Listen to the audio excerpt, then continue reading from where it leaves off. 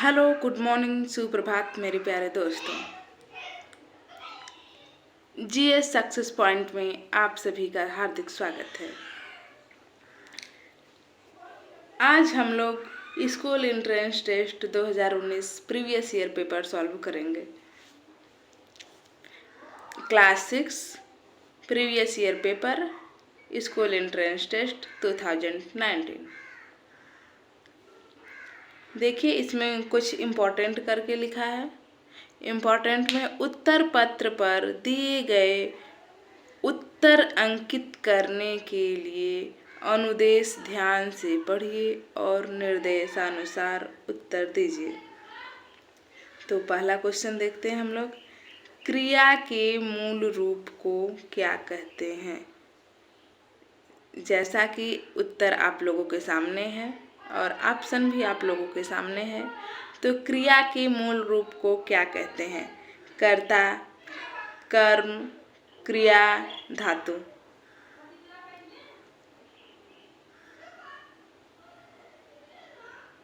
तो क्रिया के मूल रूप को हम लोग धातु कहते हैं। क्षणिक का विलोम है। क्षणिक का विलोम शाश्वत होता है। हिंदी भाषा में स्वर के कितने भेद होते हैं? जैसा कि आप सभी को पता है, स्वर के 3 भेद होते हैं। कौन कौन से होते हैं? ह्रस्व स्वर, दीर्घ स्वर और प्लुत स्वर। तो स्वर के 3 भेद होते हैं, ह्रस्व स्वर, दीर्घ स्वर और प्लुत स्वर। आगे देखते हैं। जो मेहनत करेगा वो अवश्य सफल होगा। जो मेहनत करेगा वो अवश्य सफल होगा। इसमें कौन सा सर्वनाम प्रयुक्त हुआ है? जो ओ में कौन सा सर्वनाम प्रयुक्त हुआ है, ऐसा क्वेश्चन में पूछा गया है। तो यहाँ पर जो का संबंध आप लोग देख सकते हैं। जो का संबंध ओ से है, अर्थात संबंध कारक सर्वनाम है। छक्के छुड़ाना।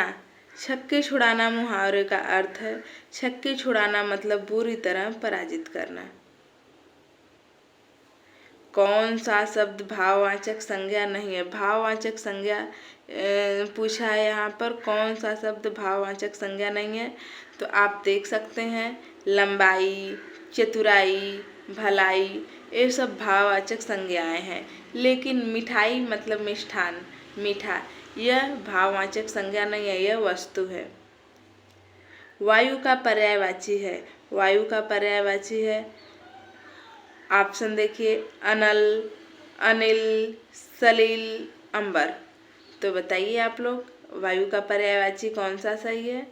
वेरी गुड, वायु का पर्यायवाची अनिल है। अनल आग का पर्यायवाची है, अंबर आकाश का पर्यायवाची है और सलिल जल का पर्यायवाची है।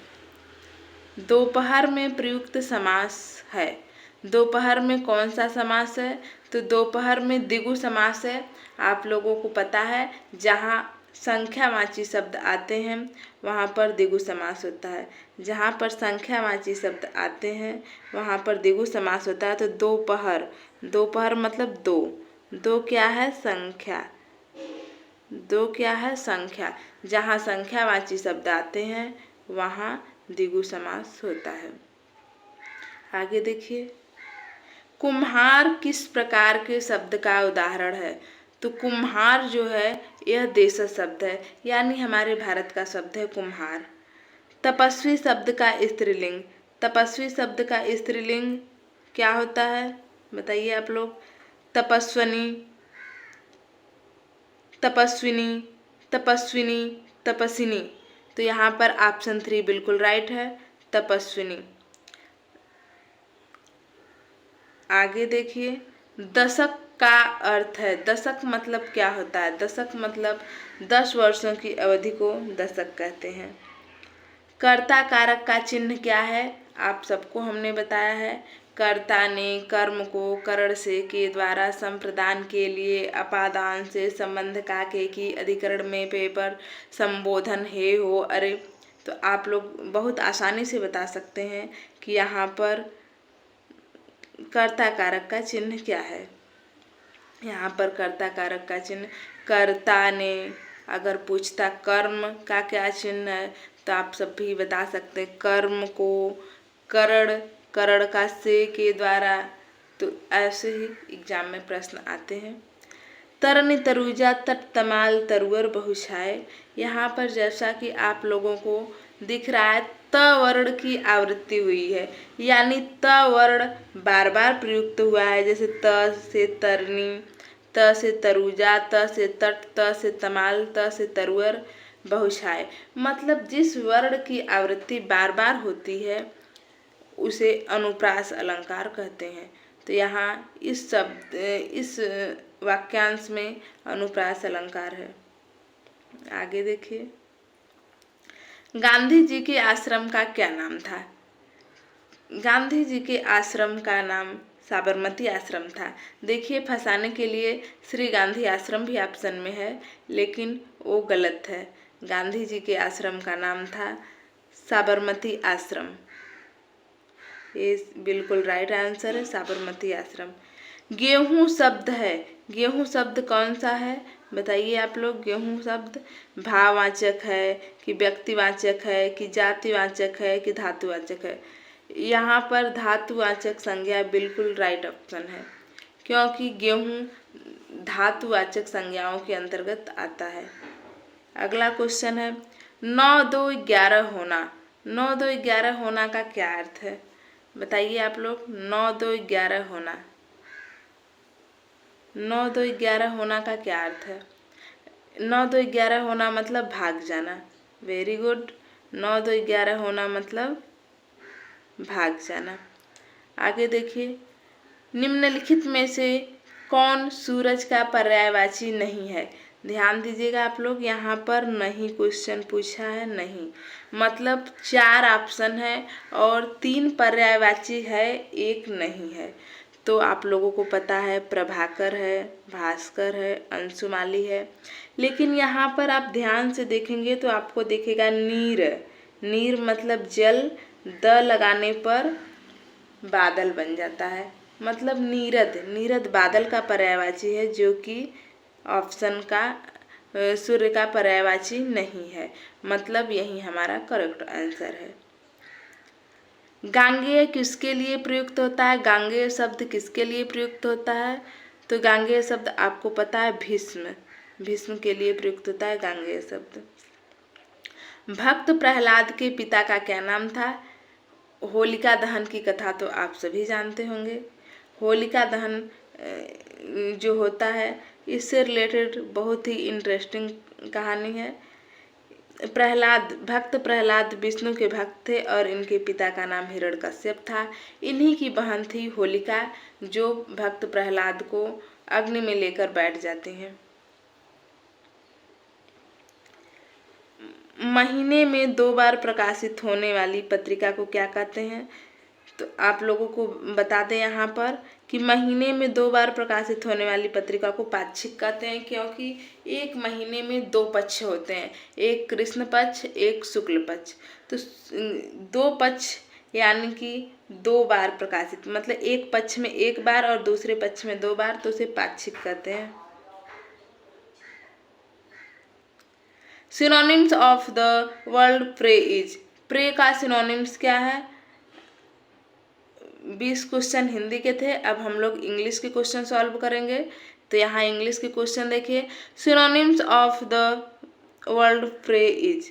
प्रे का सिनोनिम्स पूछा है यहाँ पर, तो प्रे का सिनोनिम्स आप लोग बताइए। प्रे का सिनोनिम्स विक्टिम होता है। क्या होता है? विक्टिम।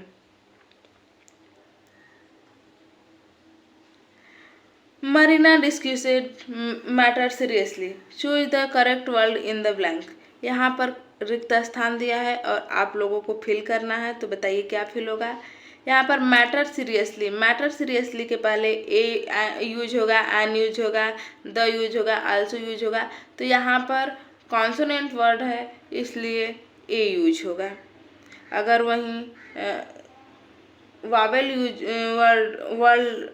वर्ड होते तो एन यूज होता। आगे देखिए, करेक्टली स्पेल्ड वर्ड इज, कौन सा शब्द सही है? Lieutenant, lieutenant, lieutenant, lieutenant. तो आप लोग जैसा कि देख रहे हैं लेफ्टिनेंट वर्ड एकदम राइट आंसर है। लेफ्टिनेंट वर्ड एकदम राइट आंसर है। आगे बढ़िए। A piece of land on which fruits trees are grown is called. A piece of land on which fruit trees are grow is called, उसे orchard कहते हैं, orchard.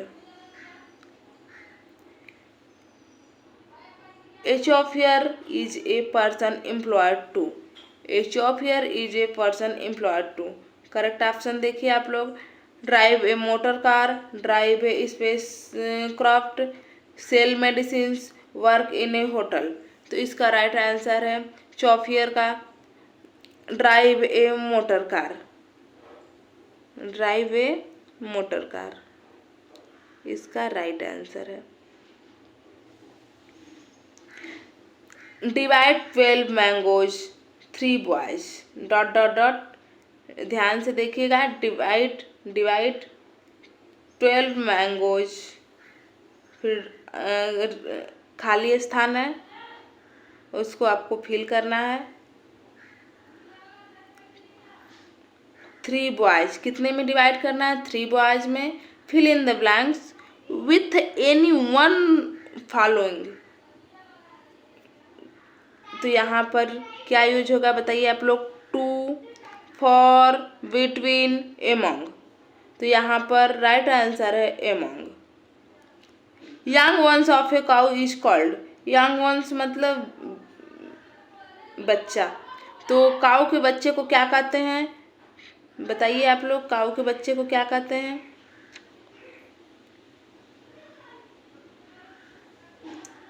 Chicken, calf, kitten या फिर कब। तो काऊ के बच्चे को कॉल्फ कहते हैं। क्या कहते हैं? कॉल्फ कहते हैं। राइट आंसर है calf. The habitat of rabbit is, habitat मतलब होता है आवास। रैबिट का आवास कहाँ है, मतलब रैबिट कहाँ रहता है? तो आप लोगों को पता होगा, पहले ऑप्शन देख लीजिए। बुरो, कैनल, नेस्ट, डेन। बुरोज मतलब झाड़ियाँ, कैनल मतलब नहर, नेस्ट मतलब घोंसला, डेन मतलब गुफा। तो आप लोगों को पता ही होगा कि खरगोश झाड़ी में रहता है, मतलब option first is right answer. He married dot dot dot European girl, fill in the blanks suitable word. यहाँ पर ए यूज होगा, एन यूज होगा, द यूज होगा, नॉन ऑफ दीज यूज होगा। बताइए कौन सा ऑप्शन सही है? तो ध्यान से देखिए आप लोग, यहाँ पर आप लोगों को कुछ दिख रहा है, यहाँ पर आप लोगों को यह दिख रहा है यूरोपियन। यूरोपियन का यूरोपियन जो है यह वावेल है। तो यहाँ वावेल के साथ क्या यूज होता है? यहाँ इंग्लिश का ए, ई, आई, ओ, यू को ध्यान मत दीजिएगा आप लोग। ए उन्हीं शब्दों के साथ यूज होता है जो हिंदी के कॉन्सोनेंट होते हैं, और एन उन्हीं शब्दों के साथ यूज होता है जो हिंदी के वावेल होते हैं, यानी अ, आ, ई, ये सब जो होता है। तो यहाँ पर आप लोग पढ़ेंगे तो यू मतलब यह जो है यह हिंदी का कॉन्सोनेंट है यानी व्यंजन है। तो इसीलिए यहाँ पर एन यूज न हो करके क्या यूज होगा? ए यूज होगा। ध्यान दीजिएगा इस प्रश्न को, बहुत इम्पोर्टेंट प्रश्न है। आगे देखिए, work hard dot dot dot will you will fail, work hard you will fail, fill in the blanks with suitable words. यहाँ पर कौन सा सही शब्द है? चूज कीजिए। Before, unless, lest, after. तो यहाँ पर unless word is right answer, unless word is right answer. आगे देखिए, a group of ants is called, चींटियों के ग्रुप को क्या कहते हैं? तो जैसे मधुमक्खियों के ग्रुप को कॉलोनी कहते हैं, उसी तरह चींटियों के ग्रुप को भी कॉलोनी कहते हैं। यह राइट आंसर है। आगे देखिए, what is the funeral of diary. Diary का फ्यूरल क्या है? एक सिंगुलर होता है, एक फ्यूरल होता है। तो आप लोग बता सकते हैं बहुत आसानी से कि डायरी का फ्यूरल डायरीज होता है। The opposite gender of buck is. Opposite gender मतलब बक का अपोजिट जेंडर क्या होगा? Mare, roe, filly, doe. तो यहाँ पर राइट आंसर है डोय, मतलब बक का अपोजिट जेंडर डोय है। Identify the verb in the sentence. यहाँ पर आप लोगों को वर्ब आइडेंटिफाई करना है। दे गोसिप ऑल द टाइम। यहाँ पर वर्ब कौन सा है? इस सेंटेंस में वर्ब कौन सा है यह आप लोगों को सिलेक्ट करना है कि इस वर्ड में, इस सेंटेंस में वर्ब कौन है। तो आप लोगों को पहचानना होगा ऑल टाइम गॉसिप दे। तो गॉसिप जो है यह वर्ब है, वर्ब। आगे देखिए, pick out the noun, noun in the given sentence. Our army is second to none. Our army is second to none. इसमें से बताइए कि नाउन वर्ड कौन सा है? Our army second to। तो यहाँ पर राइट आंसर है आर्मी, राइट आंसर है आर्मी। आर्मी जो है यह नाउन वर्ड है, collective noun. The correctly spelled word is. 4 option दिए हैं, इसमें से एक ऑप्शन राइट है, बाकी के 3 का स्पेल्ड जो है वो रॉन्ग है। तो आप लोग करेक्ट को पहचानिए। Important, important, important, important. तो देखिए इसमें से कौन सा करेक्ट वर्ड है? यह जो फर्स्ट वाला ऑप्शन है, आप लोग देख ही रहे हैं, फर्स्ट वाला ऑप्शन जो है यह एकदम राइट ऑप्शन है, important. My one friend in Kolkata, fill in the blanks with correct word. बताइए यहाँ पर क्या फिल होगा? Live, living, will living, lives. तो यहाँ पर राइट आंसर है lives. My one friend lives in Kolkata. आगे देखिए, plural of self is. Self का फ्यूरल क्या होगा? तो सेल्फ का फ्यूरल सेल्फ्स होगा। The abstract noun in the sentence. यहाँ पर आपको एब्स्ट्रैक्ट नाउन, इस सेंटेंस में एब्स्ट्रैक्ट नाउन खोजना है। देखिए, Lothar is the best medicine is. Lothar is the best medicine is. Medicine, इसमें एब्स्ट्रैक्ट नाउन कौन सा है यह आपको ढूंढना है। एब्स्ट्रैक्ट नाउन कौन सा है? Medicine, best, Lothar, is. तो यहाँ पर लॉफर जो है यह एब्स्ट्रैक्ट नाउन है। आगे देखिए, choose the correct preposition in the sentence. Good health is necessary, longevity. यहाँ पर आपको क्या सिलेक्ट करना है? यहाँ पर आपको प्रीपोजिशन सिलेक्ट करना है, प्रीपोजिशन। देखिए यहाँ पर दिया है, आपको प्रीपोजिशन सिलेक्ट करना है। Good health is the necessary, good health is necessary, longevity. तो यहाँ पर फॉर सही होगा, टू सही होगा, इन सही होगा, अबाउट सही होगा। तो राइट आंसर है about. Good health is necessary, about longevity. आगे देखिए, Taj Mahal was built by emperor. Taj Mahal किस साम्राज्य में, कौन सा मतलब शासक बनवाया था? शाहजहां, अकबर, जहांगीर, औरंगजेब। राइट आंसर है शाहजहां। शाहजहां ने अपनी बेगम मुमताज महल की याद में शाहजहां ने ताजमहल को बनवाया था। अच्छा, 40 क्वेश्चन पूरे हो गए। अब फिर से सोशल साइंस के क्वेश्चन आ गए हैं। आप लोगों ने देखा 20 क्वेश्चन हिंदी के थे, 20 क्वेश्चन इंग्लिश के थे। अब आ गए हैं सोशल साइंस के क्वेश्चन। देखिए ताजमहल हो ही गया है, आगे देखिए। संयुक्त राष्ट्र संघ का मुख्यालय किस शहर में है? बताइए, संयुक्त राष्ट्र संघ का मुख्यालय किस शहर में? सोशल साइंस के क्वेश्चन हिंदी और इंग्लिश दोनों में है, जबकि लैंग्वेज के क्वेश्चन चाहे हिंदी लैंग्वेज हो या इंग्लिश लैंग्वेज हो, लैंग्वेज के क्वेश्चन एक लैंग्वेज में होते हैं। जैसे आपने देखा हिंदी के क्वेश्चन केवल हिंदी में थे, इंग्लिश के क्वेश्चन केवल इंग्लिश में थे। अब यहाँ से सोशल साइंस के क्वेश्चन है जो दोनों लैंग्वेज में मिलेंगे आपको। तो संयुक्त राष्ट्र संघ का मुख्यालय किस शहर में है? आप लोग जानते ही हैं, संयुक्त राष्ट्र संघ का मुख्यालय न्यूयॉर्क में है। कहाँ है? न्यूयॉर्क में है। यूएनओ, यूनाइटेड नेशंस ऑर्गेनाइजेशन, इसकी स्थापना 1945 में हुई थी। अगला क्वेश्चन, राष्ट्रीय गीत वंदे मातरम की रचना किसने की थी? राष्ट्रीय गीत वंदे मातरम की रचना किसने की थी? आप लोग बताइए, राष्ट्रीय गीत वंदे मातरम की रचना किसने की थी? राष्ट्रीय गीत वंदे मातरम की रचना बंकिम चंद्र चटर्जी ने की थी। बंकिम चंद्र चटर्जी राष्ट्रीय गीत वंदे मातरम की रचना। और यहीं पर आप लोगों को रविंद्रनाथ टैगोर दिख रहे हैं, जो कि रविंद्रनाथ टैगोर जो कि जनगण मन अधिनायक जय हे के रचयिता हैं। अगला क्वेश्चन, गेटवे ऑफ इंडिया स्थित है। गेटवे ऑफ इंडिया कहाँ स्थित है? गेटवे ऑफ इंडिया कहाँ स्थित है? तो गेटवे ऑफ इंडिया आप लोग जानते हैं मुंबई में स्थित है। Very good. और इंडिया गेट न्यू दिल्ली में स्थित है। अगला क्वेश्चन, सबसे प्राचीन वेद कौन सा है?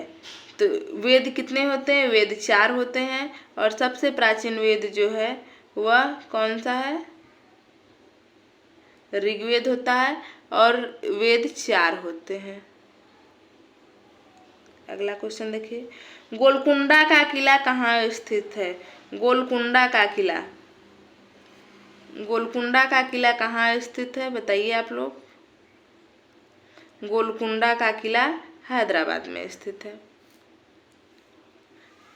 हैदराबाद किसकी राजधानी है? हैदराबाद तेलंगाना की राजधानी है। तीफार तेलंगाना की राजधानी है। कौन सा शहर गंगा के किनारे स्थित है? बताइए, कौन सा शहर गंगा के किनारे स्थित है? तो आगरा। आगरा किस नदी के किनारे स्थित है? आगरा यमुना नदी के किनारे स्थित है। लखनऊ, लखनऊ गोमती नदी के किनारे स्थित है। कानपुर गंगा नदी के किनारे स्थित है। और दिल्ली, यह भी गंगा नदी के किनारे स्थित है। तो इसका राइट आंसर है कानपुर। सिंगापुर की मुद्रा क्या है? सिंगापुर की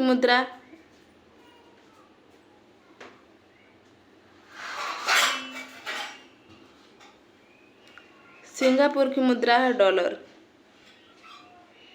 रूबल रूस की मुद्रा है।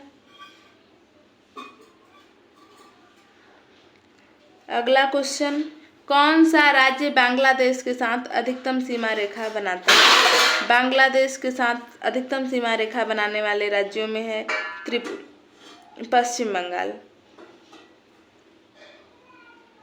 राइट आंसर है पश्चिम बंगाल।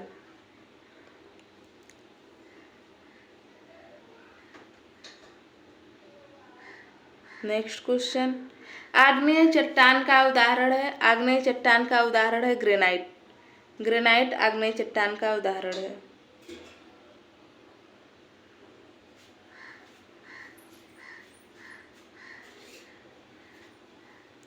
थार मरुस्थल किस राज्य में स्थित है? थार मरुस्थल किस राज्य में स्थित है?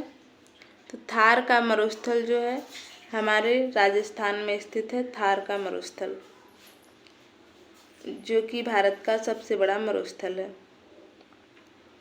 नेक्स्ट क्वेश्चन, मिजोरम की राजधानी है। मिजोरम की राजधानी क्या है? बताइए।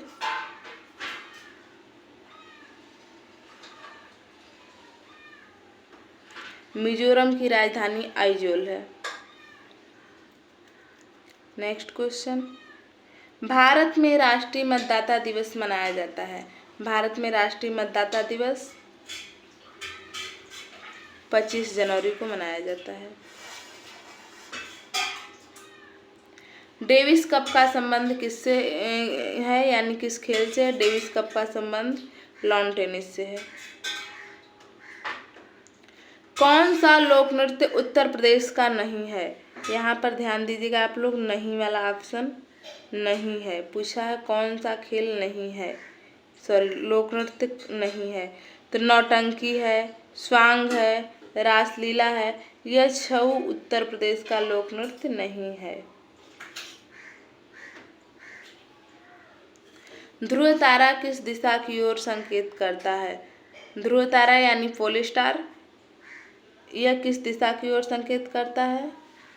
तो यह उत्तर दिशा, नॉर्थ की ओर संकेत करता है। बेटी बचाओ बेटी पढ़ाओ योजना कब प्रारंभ की गई थी? बेटी बचाओ बेटी पढ़ाओ योजना प्राइम मिनिस्टर माननीय श्री नरेंद्र मोदी द्वारा 25 जनवरी 2015 को स्टार्ट की गई थी। 25 जनवरी 2015।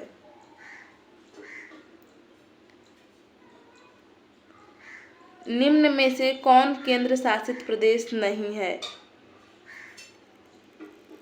प्रश्न को ध्यान से पढ़िए, यहाँ निगेटिव क्वेश्चन है, नहीं है पूछा है। तो दिल्ली भी केंद्र शासित प्रदेश है, चंडीगढ़ केंद्र शासित प्रदेश है, दमन दीव केंद्र शासित प्रदेश है। हमारे भारत में टोटल 8 केंद्र शासित प्रदेश हैं, जिसमें से छत्तीसगढ़ केंद्र शासित प्रदेश नहीं है।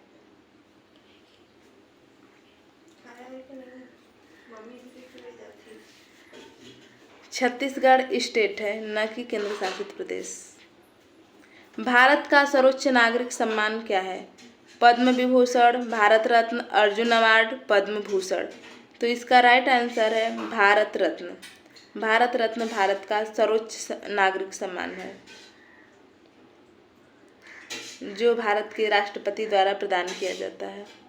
प्रवासी भारतीय दिवस मनाया जाता है 28 मई को, 10 फरवरी को, 23 फरवरी को, 9 जनवरी को। तो इसका राइट आंसर है 9 जनवरी।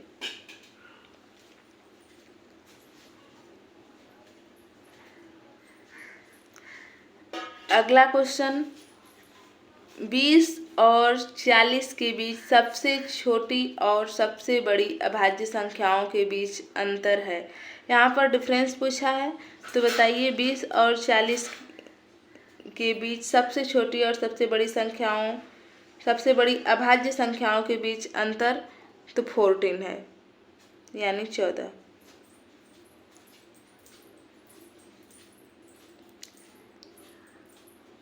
(41) से 60 तक, यानी 41 से 60 तक आप लोगों के सोशल स्टडीज के क्वेश्चन थे। 61 से 80 तक आपके मैथ के क्वेश्चन होंगे। तो मैथ के क्वेश्चन अभी हम आपको यहाँ पर निशान लगवा दे रहे हैं, और सॉल्यूशन के लिए आप लोगों को नेक्स्ट वीडियो अपलोड कर दी जाएगी, वहाँ देख लीजिएगा। अभी हम यहाँ पर आपको करेक्ट आंसर बता दे रहे हैं। नेक्स्ट देखिए, एक परिवार में प्रतिदिन 2.1/4 लीटर दूध का उपभोग होता है। परिवार द्वारा सितंबर माह में उपभोग किए गए दूध की मात्रा है 67.1/2 लीटर, 67.1/2 लीटर। इसका सॉल्यूशन नेक्स्ट वीडियो में अपलोड कर दिया जाएगा, आप लोग देख लीजिएगा। यदि 9 आइसक्रीम का मूल्य 67.550 रुपये है, तो 100 आइसक्रीम का मूल्य क्या होगा? इसका करेक्ट आंसर है 750 रुपये।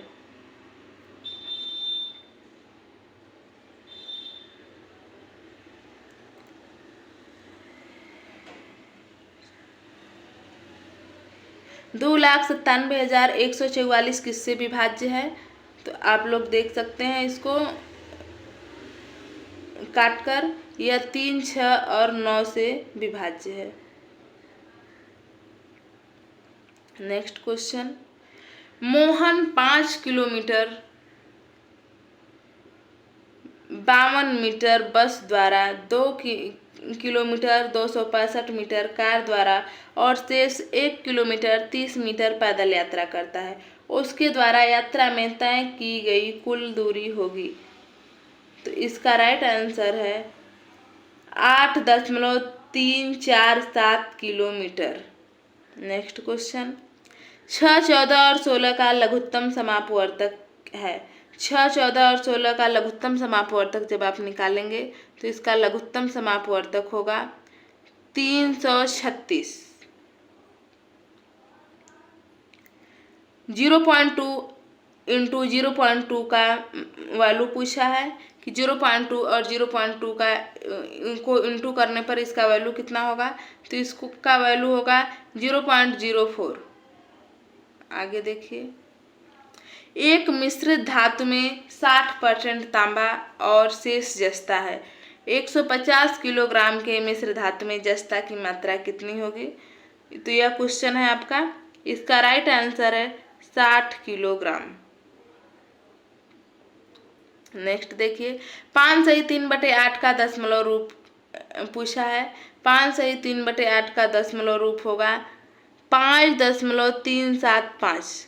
5.375। आगे देखिए, निम्न में से कौन सबसे बड़ा है? तो सबसे बड़ा पूछा है, यहाँ पर कुछ रोमन संख्याएं दी हैं, जैसे XL3, यानी कि यह आपका लिखा है XL3 प्लस XLI भी, और नेक्स्ट है LXXXIX। इन चारों संख्याओं में से जो आपका ऑप्शन नंबर 4 है, यह सबसे बड़ी संख्या है। नेक्स्ट देखिए, क्रम 1, 3, 6, 10, 15 में अगली संख्या क्या होगी? तो यह आपका क्वेश्चन है। इसका राइट आंसर, यह रीजनिंग टाइप क्वेश्चन है, इसका राइट आंसर होगा 21। 1, 3, 6, 10, 15। 1 में 2 जोड़ने पर 3, 3 में 3 जोड़ने पर 6, 6 में 4 जोड़ने पर 10, 10 में 5 जोड़ने पर 15, 15 में 6 जोड़ने पर 21 आता है, इसलिए इसका राइट आंसर है 21। अगला क्वेश्चन देखिए, 9 किसी संख्या का 5% है तो वह संख्या है। 9 किसी संख्या का 5% है तो वह संख्या क्या होगी? 180 होगी, 180। अगला क्वेश्चन देखिए, एक ईंट की लंबाई 18 सेमी, चौड़ाई 6 सेमी और ऊंचाई 5 सेमी है। ऐसे 10 ईंट का आयतन क्या होगा? तो ऐसे 10 ईंट का आयतन होगा आपका 5400 सेमी क्यूब। नेक्स्ट क्वेश्चन, 24 घंटों में कितने सेकंड होंगे? बताइए आप लोग, 24 घंटे में कितने सेकंड होंगे? 86,400। 86,400 सेकेंड होंगे 24 घंटों में।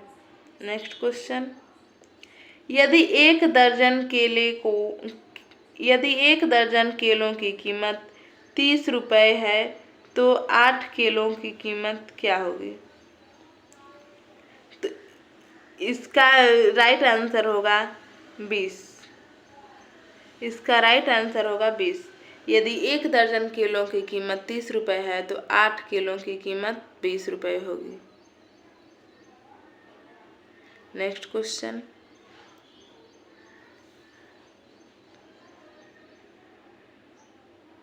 93,74,293 में 7 का स्थानीय मान। 93,74,293 में 7 का स्थानीय मान पूछा है। 7 का स्थानीय मान क्या होगा? बताइए आप लोग। 7 का स्थानीय मान होगा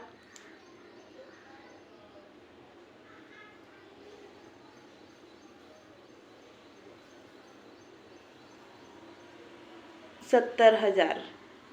नेक्स्ट क्वेश्चन,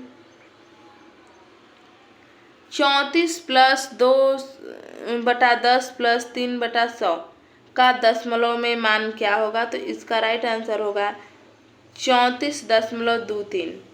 34 इसको जोड़ने पर 34.23 आएगा। 45 ग्राम 4 किलोग्राम का कितना प्रतिशत है? तो इसका परसेंटेज हम लोग निकालेंगे तो इसका राइट आंसर आएगा 1.125%। नेक्स्ट क्वेश्चन, डिजिटल घड़ी में 21 संबंधे 39 का अर्थ होता है। यानी कि ये जो डिजिटल घड़ी होती है इसमें 24 बजते हैं, मतलब 12 के बाद एक नहीं बजता बल्कि 13, 14, 15, 16, 17 ऐसे बजते हैं। तो 21:39 का अर्थ क्या होगा? तो 21:39 का अर्थ होगा 9:39 रात्रि। नेक्स्ट क्वेश्चन, एक परीक्षा में एक विद्यार्थी को उत्तीर्ण होने के लिए अधिकतम 45% अंक प्राप्त करने थे। ध्यान से समझिएगा क्वेश्चन।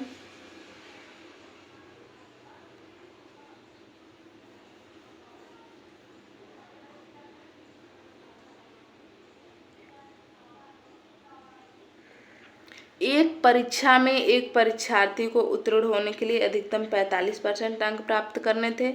उसे 137 अंक अधिकतम और 43 अंकों से वह अनुत्तीर्ण हो गया। मतलब वह 137 अंक लाया था और 43 अंकों से अनुत्तीर्ण हो गया।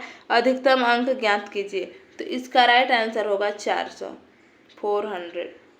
नेक्स्ट क्वेश्चन, यहाँ से आपका 80 क्वेश्चन पूरा हो गया है। अब हम लोग साइंस का क्वेश्चन देखेंगे। 81 से 100 तक साइंस के क्वेश्चन है। 81वां क्वेश्चन देखिए, कौन सा तत्व खनिज रक्त का रंग लाल बनाता है? कौन सा तत्व या कौन सा खनिज रक्त का रंग लाल बनाता है? तो यहाँ का इसका राइट आंसर होगा लौह यानी आयरन, क्योंकि ब्लड का जो रंग है वह हीमोग्लोबिन के कारण लाल होता है और हीमोग्लोबिन में लौह यानी आयरन पाया जाता है।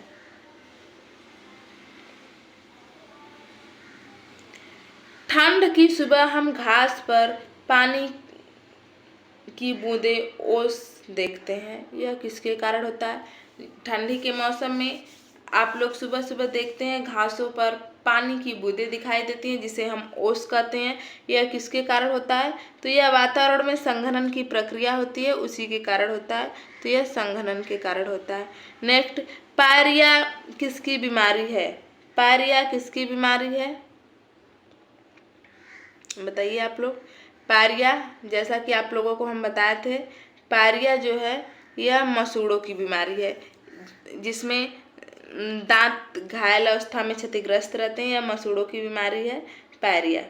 नेक्स्ट क्वेश्चन, हवा में नाइट्रोजन का प्रतिशत कितना होता है? Very important question. हवा में नाइट्रोजन का प्रतिशत 78% और ऑक्सीजन का परसेंट कितना आता है? 20। नेक्स्ट क्वेश्चन, सौर मंडल का सबसे छोटा ग्रह कौन सा है?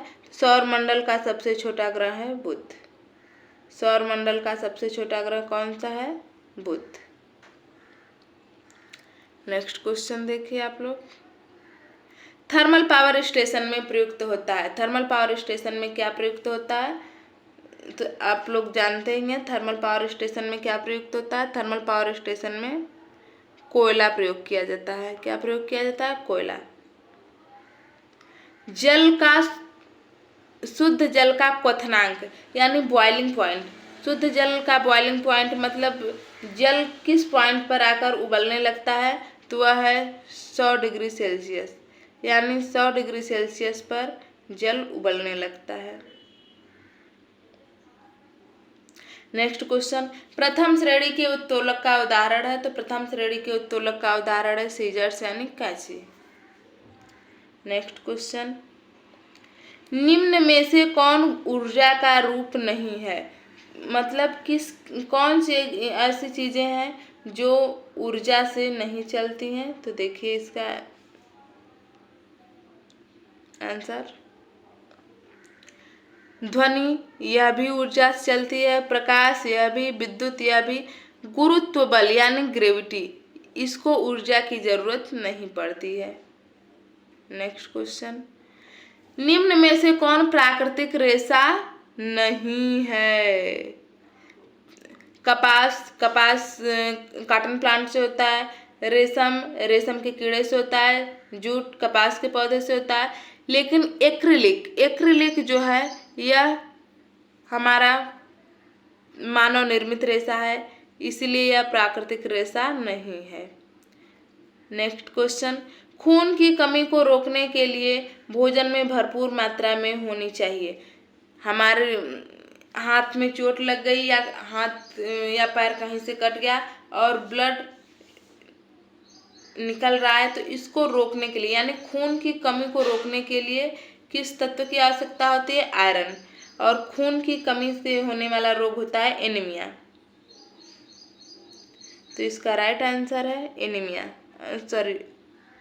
एनीमिया रोग आयरन की कमी से होता है। नेक्स्ट क्वेश्चन, इनमें से कौन सा पौधा कीटभक्षी है? कीटभक्षी मतलब कीड़े मकोड़े खाने वाले पौधे। तो यह जो घटपरड़ी का पौधा है इसको पिचर प्लांट कहते हैं।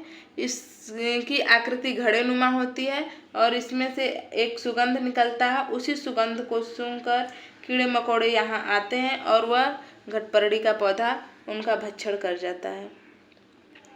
हाइड्रोफाइट्स है। हाइड्रो मतलब क्या बताए थे आप लोगों को? हाइड्रो मतलब जल होता है। हाइड्रोफाइट्स मतलब जल में उगने वाले पौधे यानी जलीय पौधे को क्या कहते हैं? हाइड्रोफाइट्स। नेक्स्ट क्वेश्चन, कौन सा सतह अधिक घर्षण बल लगाता है? कौन सा सतह जो है अधिक घर्षण बल लगाता है? तो आप लोग जानते हैं जितना चिकना होगा उतना घर्षण बल कम लगेगा, जितना चमकेगा उतना घर्षण बल कम लगेगा। तो यहाँ पूछा है अधिक घर्षण बल, तो अधिक घर्षण बल कहाँ लगेगा? तो जिसका सतह खुरदुरा होगा वहाँ पर घर्षण बल अधिक लगने वाला है। नेक्स्ट क्वेश्चन, कंप्यूटर का आविष्कार किसने किया था? तो आप सभी जानते हैं कंप्यूटर का आविष्कार किसने किया था। देखिए,